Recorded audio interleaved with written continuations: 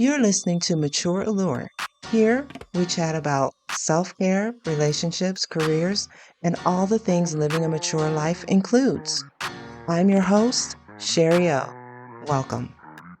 Get out the way. Who got a watch? Who got the Have you time? been? Raising the clock. Even in my feelings. Terrific. How have you been? Got big dreams. Great, thank you. So happy you could do this for us. Sure. My name's Anthony Giglio, and I'm the wine director for the American Express Centurion Global Lounge Network, and a long time contributing editor to Food and Wine magazine, and overall fun wine guy. I like to hear that. Okay, so as I mentioned earlier, I don't know much about wines. I just know I drink wine. So if you could kind of give an overview of the red and the white family, just a little bit about what's what. I know that's weird. Is Not that a weird. question? Okay. Not weird at all. It's just a lot that I'm going to try and bring it down. All right, so let's start here. All wine is born white until skin touches juice. Now, if you go to your kitchen fridge right now, Sherry, and open and grab the reddest grapes, any red grapes, black grapes, any dark grapes, squeeze them over a paper towel. What color is the juice? Clear? Completely clear.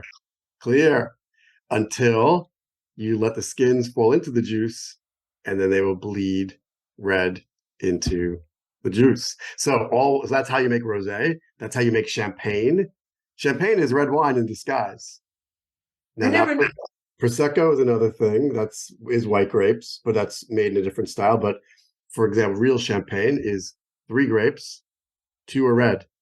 Do you know them at all? Can you take even a guess? It's 2 words, light red. No, I can't. Pinot Noir. Oh, and that I can drink Pinot Noir. Okay, Right? yes. And then Pinot Meunier, which you put up, which is a cousin of Pinot Noir. Let's call them cousins. So another light red. And then the third grape is Chardonnay. Chardonnay is usually given, I'd say if you rank the 3 in the blend, it's definitely 2/3 of the reds, 1/3 of the white, and Chardonnay gives it creaminess and roundness. And then if you break champagne into the categories of Blanc de Blanc, right? That means white of white. So it's 100% Chardonnay. White of black, Blanc de Noir, is a white wine made of black grapes. In Europe, they don't say red and green, they say white and black. So black grapes equal red grapes. So Blanc de Noir means white of black, meaning a white wine made entirely of red grapes. Does that make sense? It Very does, but tricky. it's a little confusing and tricky. And I was going to say, when you asked me the question, I guess where I was confused was you asked me the red. You said about the red, light red. That's what it was. Right. So I Pinot was Noir would, thinking, I was just yeah. thinking completely reds. I wasn't thinking because you brought in a Chardonnay, I think there with the third grape. Yep. So it's a little confusing. And which, I can pretty much drink any wine except Pinot Grigio. I don't know what it is about that. It's just I'm happy that you're not drinking. I mean, it will not ruin your life to not drink Pinot Grigio. It's one of the lightest, easiest, friendliest whites on the planet, but there are a lot more exciting wines out there. But no problem with you not liking it. What I really need you to have a problem with is white Zinfandel. All right, that is not a wine. That is. I remember white Zinfandel from my college days. Like that's how I remember. I don't drink that at all. I always try to be inclusive of everything and everyone's taste, but and I certainly strive not to ever be a wine snob, but I draw the line at white Zinfandel. It is disgustingly sweet and it's just unnecessary. There are beautiful Moscatos in the world made properly with sweetness that I'd be happy to recommend to you, but white Zinfandel is a science project gone awry, and I have no time for it. Anyway, but I want to go back to. But no, now that you said that, let's talk about Valentine's Day, because real quick with the wine, because I know people will be picking up white Zinfandel or they'll pick up Moscato. Those will probably be the 2 on most people's list. Neither one of those. I'm saying, people that really aren't wine people, that would not be on my list, either one of those. Right. But like if somebody's not familiar with wine, let's start there. Not at all familiar with wine. what would you suggest for like Valentine's Day or a special occasion?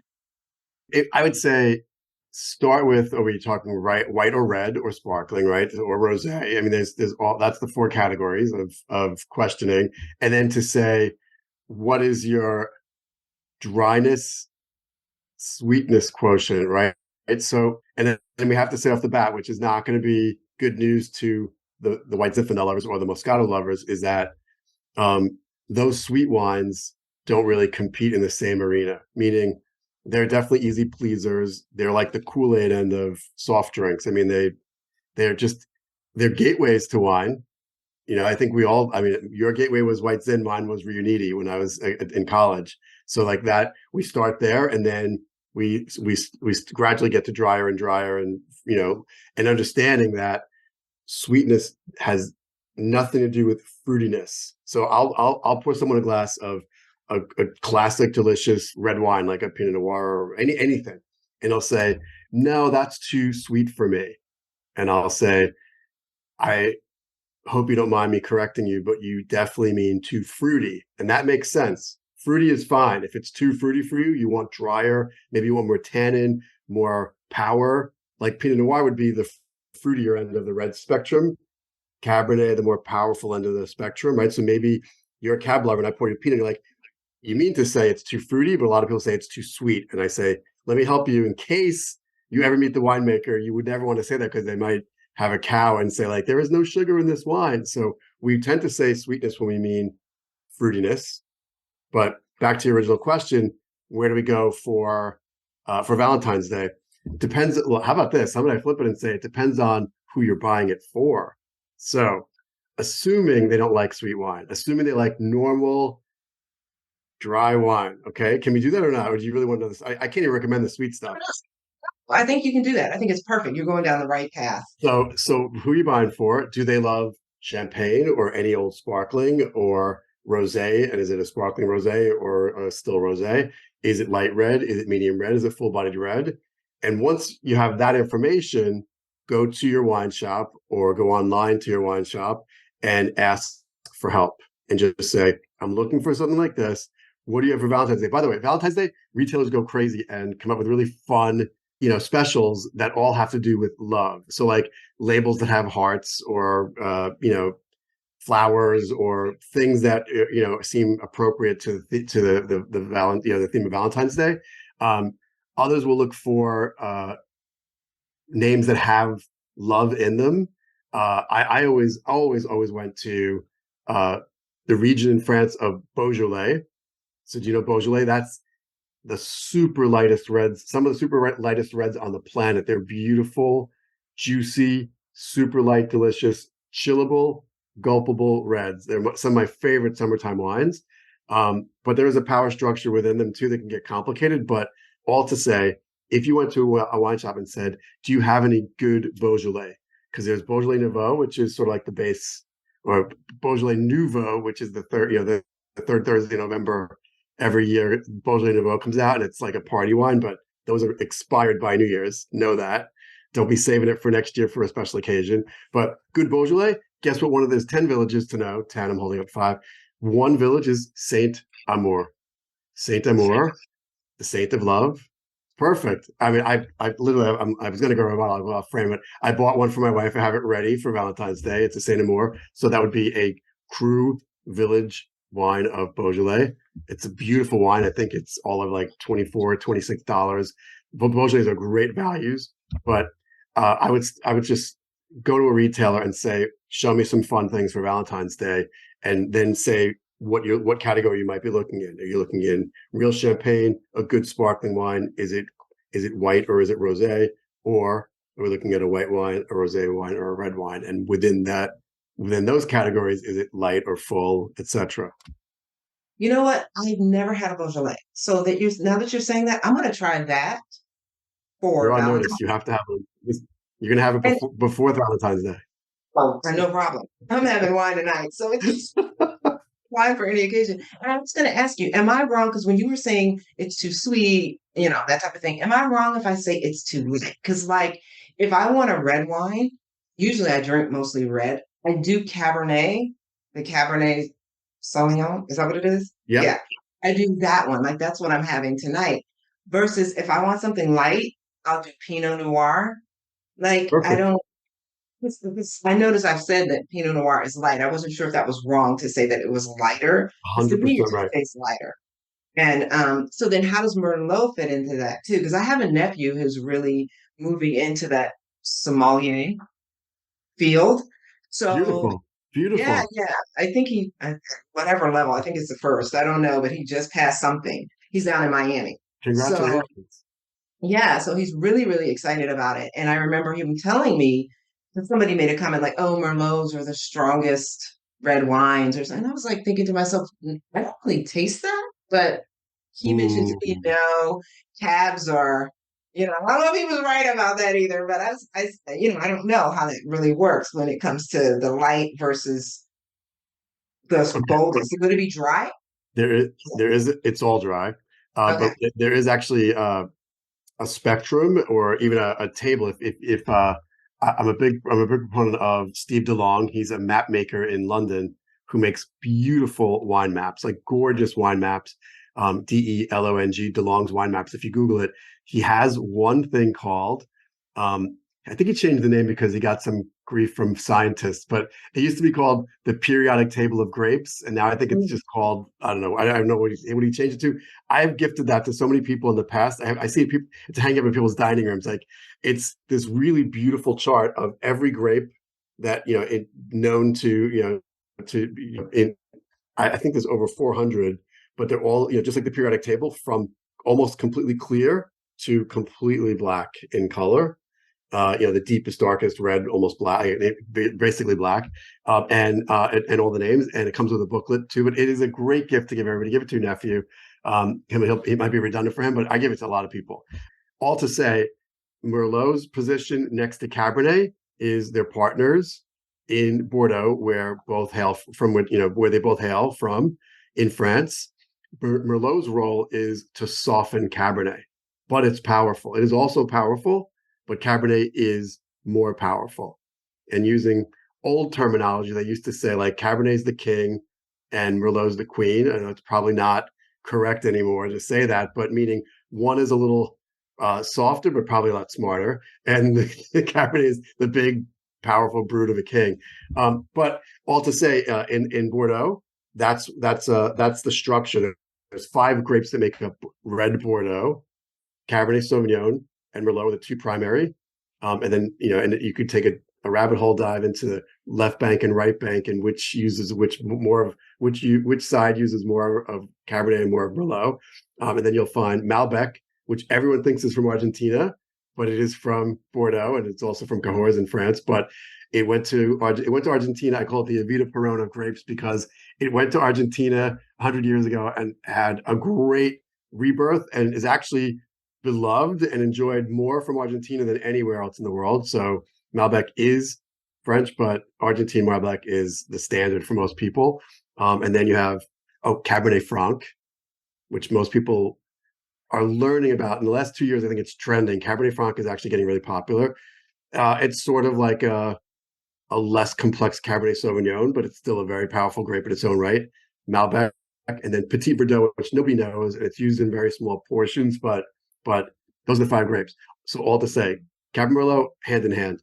Now, I'm going along with what you just said about your friend, or whoever said that to you about Merlot being My big, nephew. your nephew. In my experience, a lot of people who are trying to cross from white wine to red, and you go to a bar, unless it's a fabulous, a great wine bar, let's say, or a really good restaurant wine bar, the reds tend to be the big stuff and the cheap stuff. So you're going to find a cheap Cabernet, a cheap Merlot, maybe a cheap Malbec. But the point is, you're not going to find a Beaujolais. You're not going to find a really great, delicious Gamay. Beaujolais, by the way, the grape is Gamay, super light, lighter than Pinot Noir, or a great Pinot Noir. But there's 2 things. I'm going to go even further and say, not only are you getting big, the bigger end of the spectrum. So imagine you're a white wine lover. You like your wine cold. You like crisp, delicious acidity. You go to a bar and they're serving it to you warm, which is patently incorrect. It is absolutely wrong to serve red wine at room temperature, but it's done everywhere. I'm telling everyone who's listening to this, you are to chill your red wine forever. Kitchen fridge is too cold, but if you have one of those wine fridges, and by the way, I used to feel guilty saying wine fridge like it was some expensive extravagance, but you could literally buy one at Home Depot for $75. I mean, it's crazy how cheap they are now. They have countertop versions, but a wine fridge would keep your wine in the 50s, where all red wine belongs, between 55, maximum 65. I have a 2 temperature under counter city apartment fridge, and it's 42 for the whites, which is warmer than your kitchen fridge, 52 for the reds, which is a little chilly, but it'll warm up. It's always going to warm up in the glass. It'll I'm warm up. glad you brought that up because that's one of my questions about chilling the wine. Because for me, and you said it's wrong, I don't like, okay, I don't chill my red wine. I open it because I don't like it refrigerator cold. But now that you said wine fridge keeps it at a certain temperature, I will probably get a wine fridge because putting it in the refrigerator, I get it and open it. I don't know. It's not that I don't like it. Of course, I drink it, but I Right. mean it. I Shari, don't.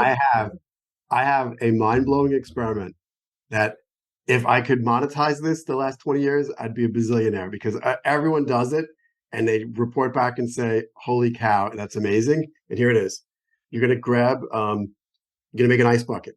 Now, it doesn't have to be a fancy sterling silver trophy ice bucket. It could be a pasta pot. The basin in your kitchen sink will do. It doesn't matter, but you're going to fill it with ice as much as you can, and then halfway up with water, because an ice bucket without water is absolutely useless unless you're displaying oysters. Do you understand? There is nothing that will happen in that bucket for hours without water to form a thermonuclear bath. It's very simple. It sounds complicated. All the way to the top with ice, halfway with water. So when you put the bottle in, it actually drops in and is up to its shoulders in ice. It will chill in 5 quick minutes. You'll have a beautiful wine. But here's the experiment. Go into your kitchen now. This is a joke I always say, and look for that wine rack that some ridiculous architect put over the kitchen window. I see it in so many houses. There's the sink, the window, and a wine rack over the window, so that you put your wine in there and it broils in the sun all day. It's near the stove, so there's nice and grease wafting up on it. Those bottles are so awful when you grab them, but it's just the worst idea to keep your wine in the kitchen al fresco in the kitchen. But anyway, grab a room temperature red bottle. Maybe it's one of your favorites. Open it, put 3 glasses on the counter, label them 1, 2, 3 with a China marker or with Post-its or whatever you masking tape and a pen. 1, 2, 3. All right, so let's start again. Ice bucket of water, warm red, 3 glasses, number 1, 2, 3. Now open the bottle and pour glass number 1. Now drop it into the ice bucket, and it's 5 minutes on your iPhone or kitchen timer. As soon as it rings, give it a swirl. Pour glass number 2, back in the ice. 5 minutes, ding, swirl, glass number 3. 10 minutes experiment, and that's it. You're done with the technical part. Now, smell 1, smell 2, smell 3, and you won't believe the difference. Number 1 will smell like heat, like brandy, like alcohol. Once you smell 2 and 3, you'll see you're getting more and more fruit aromas, other characteristics. 1 is hiding behind alcohol because it's room temperature. Now, and by the way, what is room temperature? In your house, it could be 80, in mine, it could be 65, but it just means that it's not correct, right? Now, taste 1, 2, and 3, and you will never be able to go back to 1 ever again. You can't, because deliciousness pops in minutes. Now, remember, this is perfect because we're talking about light grapes like Gamay and Pinot Noir, bigger grapes like Merlot and Cabernet. Depending on the bottle you use, Pinot Noir should be served colder. So it might, like the 10-minute bottle, it might taste better after 10 minutes, but a Cabernet might taste better after just 5. They're both going to taste good at 5 minutes, but one might be a little better. All to say, forget the timing now, and just remember that a good 5 minutes changes everything. And it can get too cold. You could forget the phone rings, you leave it in there for half an hour, take it out, and literally hold it like a goblet with your 100-degree hand on the glass. It'll warm up in no time. But the point is, 10 minutes and you're done. Now, here's the amazing part of this. If you're a betting person, you will make money. Take all 3 glasses into the next room where some unsuspecting friend or partner or whoever it is, and just say, I can't decide which bottle I like better. Tell me which one you like, and let them taste. And hopefully no one likes number one, but there'll be debate about two and three. And then you walk back in and say, you know what's funny? They're all from this bottle. And people will lose their minds. It's like the emoji of the head exploding. People are furious. Like, that is impossible. There's no way these wines are related. I've heard this a zillion times. I'm a little bit hyperbolic, but I'm kidding you. I'm not kidding you that people write to me and say, I did it again. I did it again. I did it again. And people just go, there is no way. I refuse to believe this is the same wine. Like, I'm definitely gonna do that. all I'm the same. definitely gonna try that because now I will chill my wine. I won't put it in the refrigerator. I'll actually chill it. You can put it in the Because fridge though. Just know this: if you put it in the fridge, let's say you have another choice, right? You're going out for the day. When you come up, just take it out the second you walk in and go get changed. And even better, pour it into glasses and then go get changed and come back. It'll come up. But 38, our fridges are 38. It's rough. You know, okay, okay. a quick ice bath is, and it could be like little. I'll use a small little, sauce pot with a little ice and water just as the jump start, and go get ready or whatever. Come back in 5-10 minutes. It's fine. Just before you pull that cork or put the cork back in, if you already opened it, turn the bottle, bring the cold up. You're not going to hurt it. But Okay. that's why I say give it a good swirl, like when you take it out of the ice each time. And I keep an ice bucket literally on the counter every time I throw a party, and I'm passing wine through to refresh it. Like as you leave stuff on the table, candles are lit, people are talking, it gets warm. So I'll just throw it in the ice while I'm grabbing another whatever and come back in 5 minutes and it's fine again. Just keep dunking through. Whites and reds, always. Just keep dunking it through an ice bath. Gotta have an Okay. ice.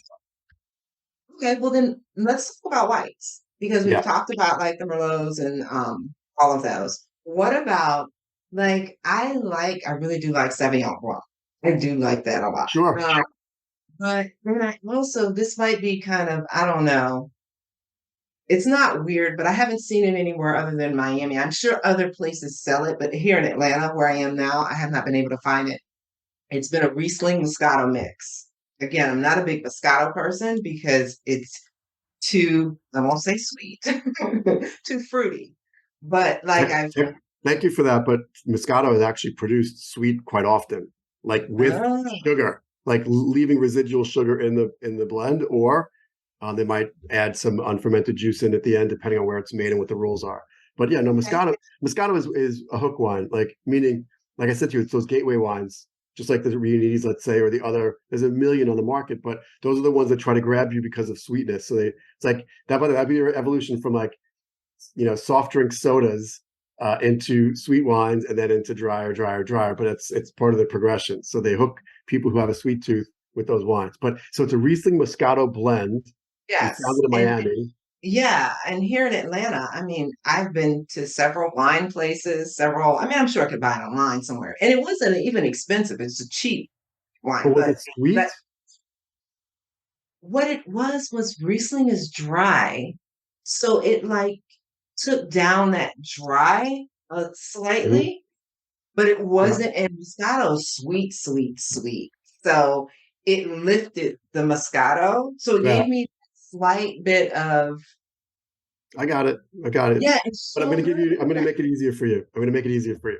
Let's talk about Riesling really quickly because most people hear the word Riesling or see the tall, skinny bottle. And for a lot of people, the knee jerk reaction is, oh, that's sweet. No thanks. Right? No thanks.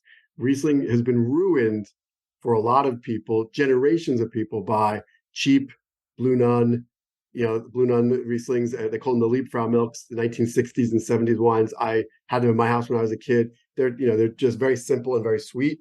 Um, Riesling, so the joke your nephew will tell you, we have, I mean, maybe he hasn't heard it yet, but he's gonna at some point. We joke, how do you spell sommelier? Riesling, because we love Riesling because of its complete flexibility and ability to pair with everything, because you can make Riesling I mean, the Germans have 5 official sweetness, dryness levels that you'll find on German labels. But in general, you could just go to any store and say, show me a bone dry Riesling. They'll have dozens, dozens. But what you need, I'm guessing from the Moscato Riesling combo, you need Riesling, one click up from bone dry, which is called off dry. And if you say that to any retailer, do you have a great off dry Riesling? They're going to have at least half a dozen on hand for you. They should. Now, I could give you one right now that I've been drinking for years when it's spicy food night. So let's say it's Indian curry, like chili pepper fire, like firehouse chili Thai, like something like where, a good, a pho, like a soup with like chili pepper crazy. When you know you're going to be crying, you want either beer. The beer is always great with heat, or the pairing 101 to pair with heat, drink sweet. Now, when I say sweet, I don't mean mega. I mean one click up, off dry. And I would always grab Kung Fu Girl Riesling from Washington State. It's literally Kung Fu, like Kung Fu. And it's a great, like $15 screw cap bottle from Washington State. It is the go-to. I have so many people. My daughter, who's off to college now and cooking dinner with her friends and asking, they're asking for wine recommendations. And I'm like, Kung Fu Girl is your gateway to Riesling. Like, try that first and then you dial it back to dry. But that's a great place to start, especially with spicy food, or if you have just a little sweet tooth. It's a great, because it's tons of acidity, but a little bit of sweetness. It's a nice place to go. I am absolutely going to try that because I have not been able to find that taste. I don't mind. I'll grab a cheap bottle of Riesling. I'll drink it. That's fine. But that taste with that Riesling Moscato mix, I have not been able to find that. And I'm not going to mix it up myself. That's just not going to happen. But No. I will try this Kung Fu. No, it's just not going to work. But I will try the Kung Fu Girl Riesling. I'm excited about that one. Well, okay. So forget about me now. Back to the whites. Okay. You have, and I'm talking about the basic, the Chardonnay, the Sauvignon So there's a Blanc. hierarchy, just like the reds, there's a hierarchy of Yeah, whites. yeah. So you've already eliminated one of the lightest. You don't like Pinot Grigio, and that's up in the lightest of whites. There's dozens of whites, but in American pop culture, in American wine speak, we know a lot of grapes. Especially the whites would be, I'd say, Riesling, Pinot Gris or Pinot Blanc, Pinot Grigio. They're all related, right? Riesling, believe it or not, would be just next. I mean, Riesling has a lot more flavor to me than Pinot Grigio, and then Sauvignon Blanc. Chardonnay is one of the most powerful of the whites, especially oaked, but just in flavor and in color, it's always one of the bigger ones. And in between are a lot of hidden gems, and that's like a conversation for a retailer to say, like, what else do you have? People always say to me, "What do I do? I'm stuck on Chardonnay. Where do I go?" I say, go to a wine shop and ask if they have any Côte du Rhône Blanc. It's a lot to remember, but Côte du Rhône means, the Rhone Valley in France has beautiful white blends that are delicious and full-bodied and unctuous and juicy. And they're made with 3 grapes. Maybe you've heard of Viognier, maybe you've heard of Marsanne and Roussanne, but those are the 3 grapes: Marsanne, Roussanne, Viognier. I'm going to go on another tangent and say this. We Americans, we speak grapes. You've been throwing me a lot of grapes. All good. If we were at, let's say, a wine tasting at the Metropolitan Pavilion in New York, where all the winemakers from Europe or from around the world come and host tastings every few weeks, you'll find, like, wines of Spain and, the Barolo Council, whatever. Everyone's throwing tastings there for the trade. When the trade leaves, sometimes they invite consumers in, they pay $25 or whatever, come in, taste some wine. I love listening to the conversation because it happens over and over again. Shari, you walk up to a French or an Italian or a Spanish winemaker and they say, "Hello, tell me, what do you like to drink?" And you say, "I love Sauvignon Blanc." And then they stare at you for an uncomfortable few seconds because they're waiting for you to finish the sentence. From where? Because you haven't said from where. We don't think that way. Americans think, I like Sauvignon Blanc, I like Cabernet, I like Chardonnay, whatever. That's a great place to start.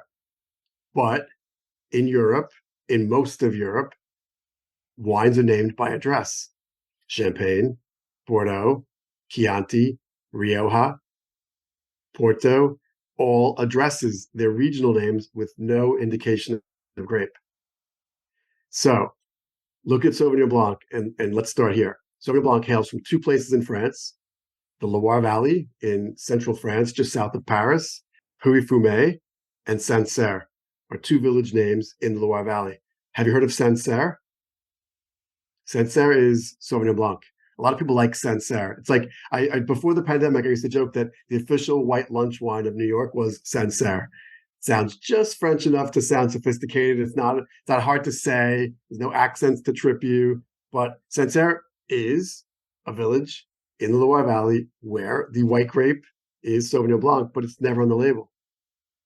So, like I said, Ah, we talked about Bordeaux. I told you all those grapes. You will never find a single grape on a bottle of Bordeaux. It's just going to say Bordeaux, or more specifically, where in Bordeaux, like village names, vineyard names, but like the inverted pyramid. Up here is Bordeaux. Up here is France, Bordeaux, left bank, right bank, or other appellations right down to the address. It's sort of like people wonder why you pay more for one bottle versus another of anything. Let's say it's a California, you're looking at the wine shelf and it says, Robert Mondavi, Cabernet, California. That's it. The pyramid is kind of short.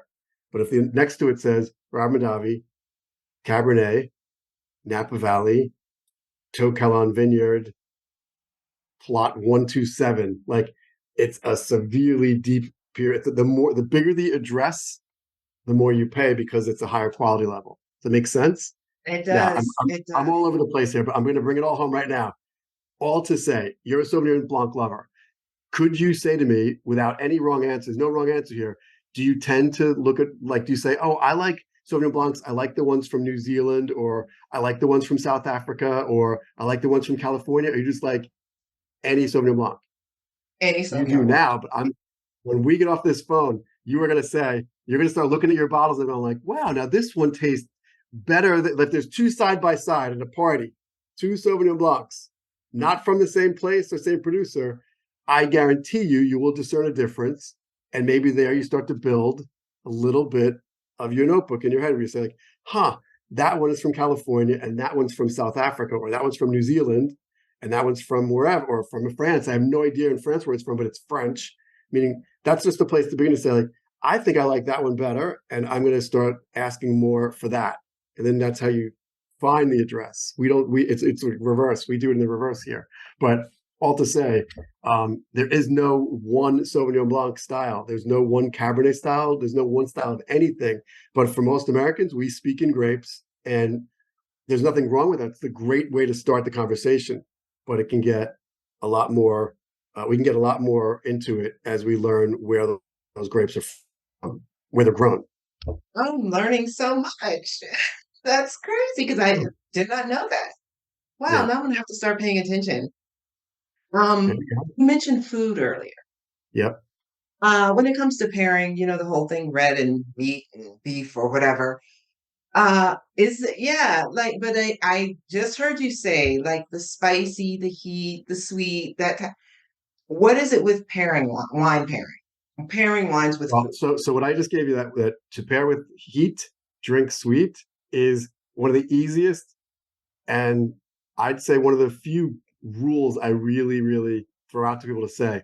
If you do love your favorite Sauvignon Blanc and you tonight buy some spicy Szechuan chicken, let's say, or whatever from your favorite Chinese takeout, that Sauvignon Blanc will get clobbered by those hot peppers. It's not going to taste great.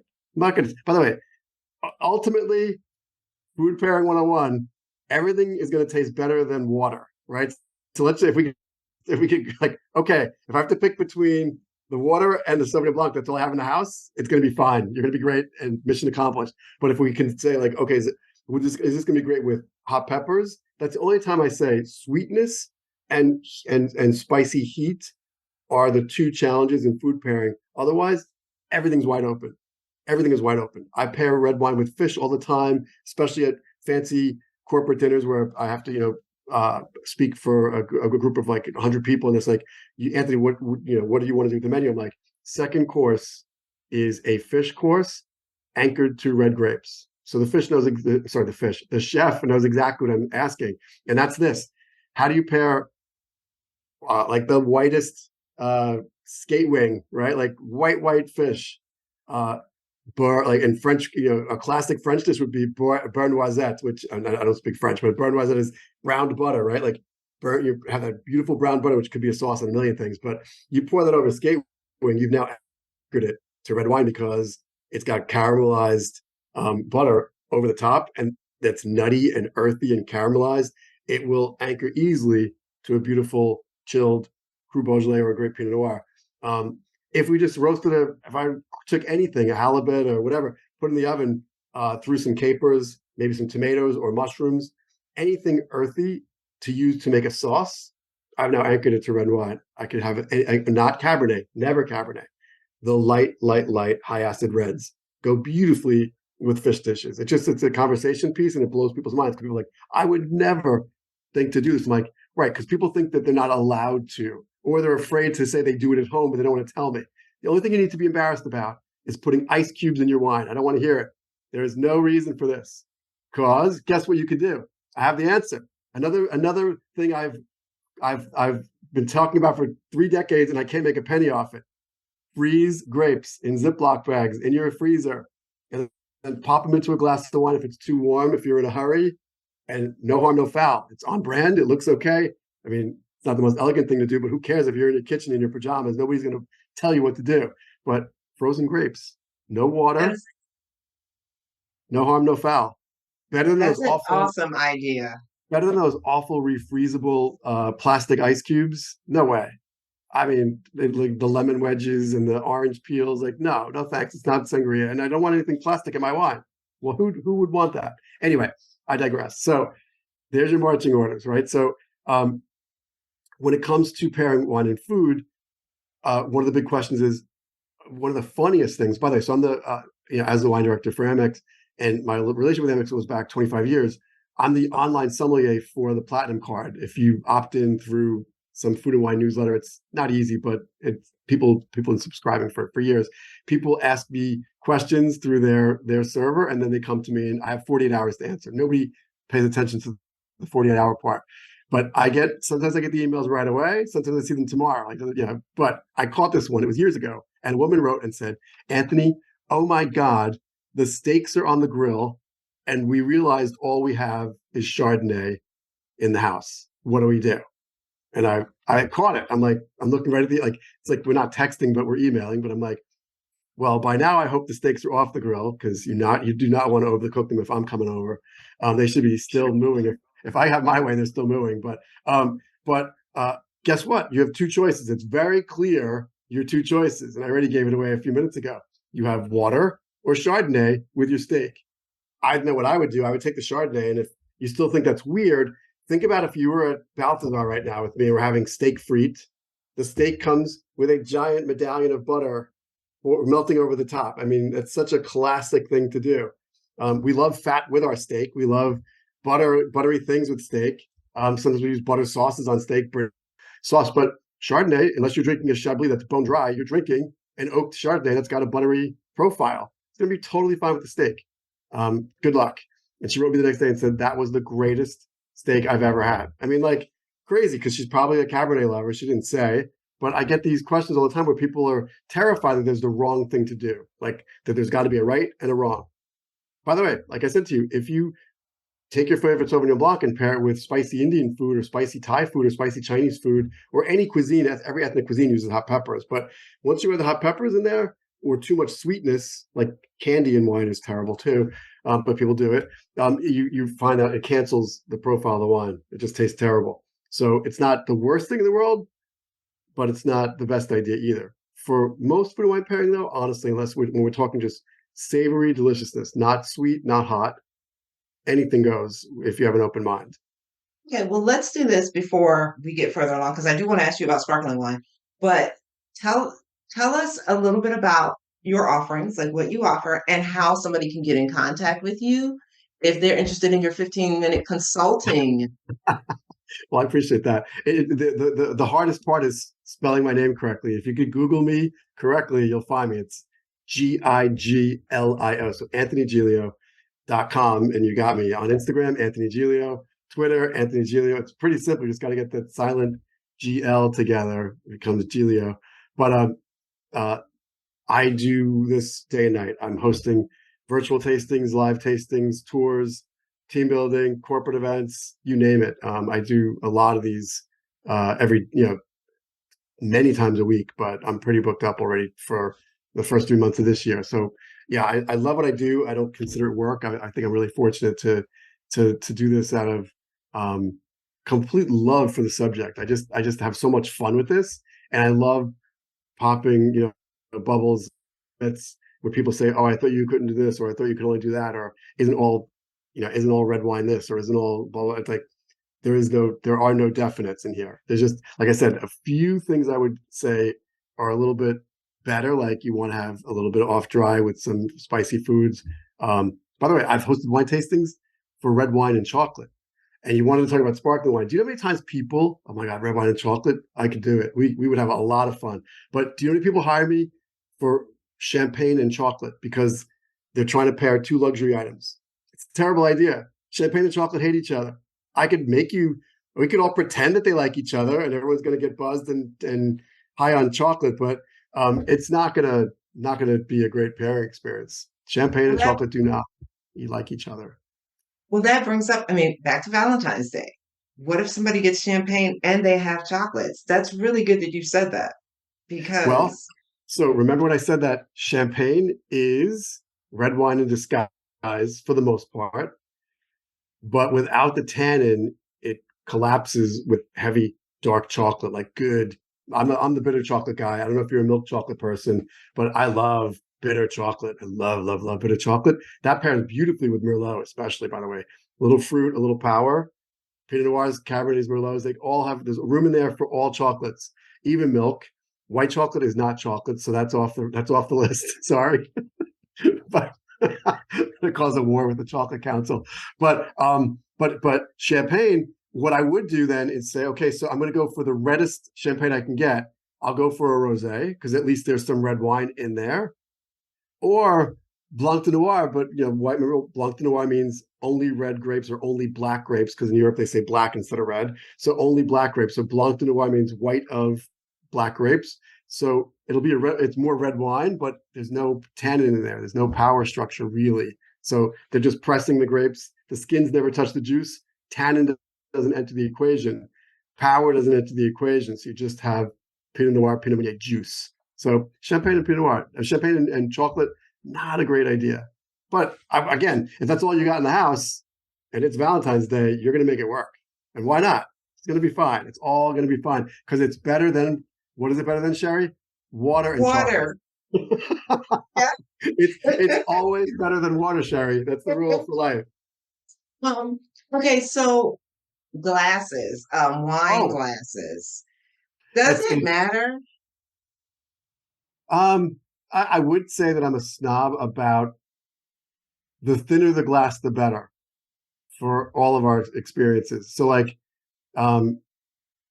cheap glassware, like, if you're just buying it's your first apartment and you go to Target for glasses, that's great. And they're going to have cool designs and fun stuff, but none of it's crystal. It's all glass, right? Even Riedel, the famous producer, by the way, let's just for everyone out there listening, I know you all see the word Riedel and you say Riedel. Here's how you remember this. Riedel is the high school in Greece, the musical. It is not the glassware maker. It is Riedel. And I know Max Riedel really well. He used to live in Hoboken. I live in Jersey City, so we were neighbors for a few years. Riedel Crystal. Riedel even makes stemless glass for Target, for example. So like they're cool design, they feel good, they're nice glass, but they're glass, not crystal. So crystal is, if we can get really good crystal glasses, right? Like Riedel glasses. My one favorite, I just took it off the table here. I did a tasting this morning. I love if you're buying me a birthday gift, by the way, Sherry, which is February 20th. It's coming. I'm glad you let me know. Riedel Vinum Bordeaux. If you Google Riedel Vinum, Vinum Bordeaux, it's one of their lines of glasses. They're not outrageously expensive like their hand-blown ones, but I love just a classic tulip-shaped glass. Yep. Hold on, let me show you. Here we go. So this is it. See, just a classic balloon. That's the one glass I use for everything. By the way, I'm horrified. I don't know if you can see it on the camera, but it needs to be polished. It's like, I don't know who, I'm going to blame my wife for that, even though I don't know who did it, but that is filth. It needs to be polished. But anyway, this glass, I will pour champagne in here. Yes, I will pour champagne in here. I hate flutes. Flutes are dead. By the way, newsflash, Flutes are dead. Stop buying flutes, everybody. They're only for like bridal registries. They're the worst glasses to pour into. You can't get your big Italian nose in to smell anything because it's so small. Literally, when you pour champagne, watch when you pour. You have to stop and stop and stop because it keeps trying to overflow, right? It's impossible to pour in. They're so prissy and stupid. I hate them.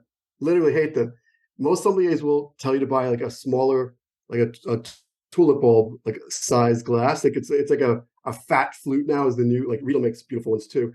But they'll also sell you flutes. They'll sell you anything you want from Riedel. But all glass makers are making a modified flute now. But I would pour anything into this glass, red, white, sparkling, and keep it very simple. Although I have a massive china cabinet with dozens of all different glasses that people send me. There's no sets. It's all, so I'll just set the table with whatever, and there's no big deal about it. But I would say one glass would be a beautiful thin, so super thin. See, it's super, super thin. If this tips over the table, it'll probably break. Like I joke that like when you go to like bad restaurants and like the glass could literally bounce off the floor and come back up and not break because it's like that thick, AP, they call it all-purpose glasses, AP restaurant glasses. They're terrible. There is a difference. If you have a thicker glass and a thin glass, when you taste the wine, it will taste different. Absolutely. Absolutely. Rita would have you believe that the shape of everything, and like I've done these tests with Max and his father years, decades ago, where the shape of the glass from the rim, from the balloon, the burgundy glasses that have that bubble shape, right? So like they capture aroma. It's all for sensory effects. There's dozens of things that are happening when you lift a glass to your face. And I'm looking at you right now in the camera, but when we're having lunch or dinner, I look at you, the glass comes up without me even thinking, but I am thinking. We just don't realize that the brain is calculating a dozen things all at once. The weight of the glass, the balance of the glass, where I picked it up, how it tips forward, the weight, how I'm negotiating, the balance of the volume of the wine as it's coming in. My eyes are looking at you, but I'm also seeing the glass. And all these things are happening, how my jaw, either how my mouth opens how much, whether my tongue comes forward to touch the glass or backs up to let the volume of wine hit the bottom of your palate. It's crazy. We like slow film, like they film everyone drinking, then they slow it down to watch all the effects of all the different glasses. It's mind-blowing stuff. Really, really fascinating. But I mean, unless you're a bazillionaire, who's going to buy all these different glasses? I have a lot of samples here. And I believe that they do make things taste better. They always have that mind-blowing placemat of 6 glasses, and they show you like the taste of, and then of course the reveal at the end is it's all the same wine and they all taste very different in the different glasses. But I want to be right. You've done it then. Yeah, I've done that, and that's how come I asked because my Right. mind was So blown. It was like, all right, but I want to. So like my job is to keep things in a normal human stratosphere. Like most of us don't have the room or the budget for all those glasses. So what do you need? In truth, you need, if you wanted to have at least 2 pretty glasses on the table when you set a table for dinner, you just need this one and the smaller one. Just like this, like the Sauvignon Blanc one is the smaller version of this. It's thinner and a little shorter, but that's all you need for an elegant table. I'm really mortified about how cloudy this glass is, but it is. We don't use the dishwasher, so this must have just gotten a rinse and didn't get dried correctly. But anyway, last question: sparkling rosé. If you could just sparkling wine, because I really don't understand sparkling wine and like rosé. I know you mentioned sparkling how rosé, rosé was. Is it? right? So sparkling rosé is delicious, depending on who makes it, right? But we talked about the fact that you're making wine, but most sparkling wines are made without skin contact, so they stay white. Rosé is the exception. So let's take those 3 grapes: Pinot Noir, Pinot Meunier, Chardonnay. I make 3 barrels, no skin contact on any of them. So I have 3 barrels of Pinot Noir Blanc, Pinot Meunier Blanc. Chardonnay is already Blanc, right? And now I ferment Pinot Noir Red in a 4th barrel. I don't need the barrel though. So now I take my bottle, and real champagne is made 1 bottle at a time, where they blend. So they'll blend it, they blend it before they put it in the bottle, but meaning it's bottle by bottle by bottle, but they'll say, okay, for this vintage or for this blend, we are going to use 30% Pinot Noir, 30% Pinot Meunier, 30% Chardonnay, 28% Chardonnay, and 2% of red Pinot Noir. And all it takes is typically 5% of the volume of any bottle to turn it rosé. So a little 5% of red and they turn it red, and then they second ferment it in the bottle. They age it. They serve it to you in a beautiful white towel on the table. But really great rosé. So here's what I say: if you don't know what rosé to buy, even still rosé, look for producers you already trust for your other favorite Cabernet or Merlot or Pinot Noir or whatever. Look for that producer and see if they make a rosé. It's going to be good, right? Because if you already trust them, if you're buying rosé, like summer rosés for the beach, I always say I would start with Provence. I go to the French. They make beautiful rosés, and they're much. I think that and this is a total blanket statement, but I think that French rosés, in France, rosé is taken very seriously, and here it's more of a party wine. I mean, there's plenty of great winemakers making great rosé, but I don't think we take it as seriously as they do in France. It's culturally theirs. I mean, they've been making rosés really, really well for centuries. So I would say if you're in the wine store staring at a wall of rosé and you don't know what to pick, you don't recognize any of the labels, grab something from Provence, or ask for some help. Go there. Awesome. Awesome. Let's do this again. I feel like we could go for another hour, but so I'll keep you posted because I have enjoyed this conversation. I've learned so much. I had very little knowledge of being with, but I've learned so much, and I thank you. Thank you, Sherry. Likewise. Thank you so much. Thank you, Anthony. I'll talk to you later. Take care. Bye. Bye-bye.